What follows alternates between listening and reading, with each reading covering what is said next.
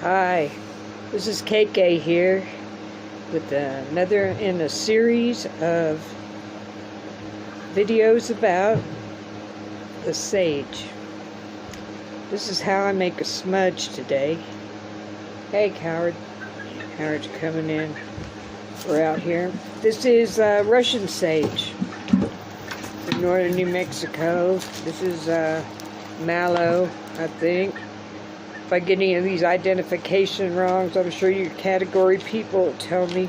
I don't know the name of everything that I use, but I've been picking things to put in them for 10 years, so I know what works good, what looks good, smells good, and lasts. This is a Tridentia. It's a little bit berry. It just started doing the seedy thing. When it starts turning yellow and red, it's too late to pick, so it's really on its end. All green seeds are still okay for smudging, pretty much. And little red berries don't hurt. And these, right here, are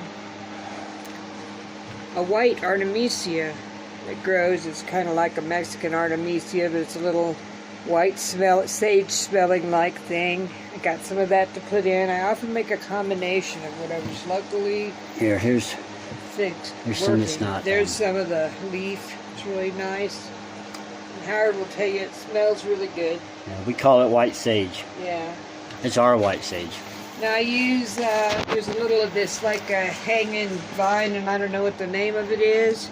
But I just put a pinch of that here and there just for texturing. Little white flowers. Little white flowers. I'm sure it's pretty common. You see it everywhere. It's growing everywhere. And over here we got some wildflowers we picked just for variety. I don't know what the name of these are, but we call them purples. Yeah, we just identify them by color right now. And that's orangey. Yeah. And we call this is mallow, but I always call it orangey, but I stopped, there's some orangey. Oh, and here's some chamisa. This just started blooming. Now this is what you see yellow all over, everywhere. Chamisa, you see that word everywhere, that's what that means. And that's, all of these are medicine herbs. They have different uses, you can look it up. I'm not an expert on all that. But as Taos call it all chamiso. Yeah. And this is like a purple alfalfa. Anyway, we're just going to get busy and wrap. So what you do, let's see what happened to my, just hit that off because I'm going to do the wrap on a separate segment. Stop it. Right.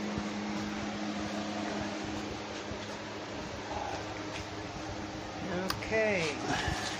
This is how to make like a pro.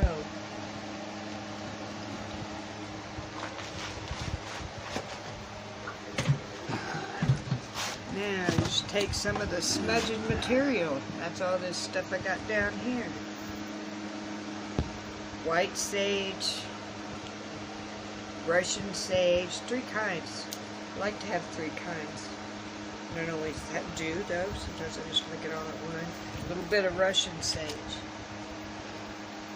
Now notice the Russian sage is the best for getting rid of flies.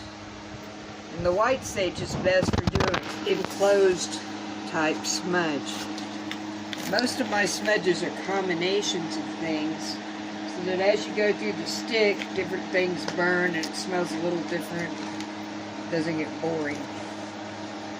And always remember, each piece was individually cut. Cut and prayed over. There's no mass way to do it. You have to grab each one and pull it out of the bush.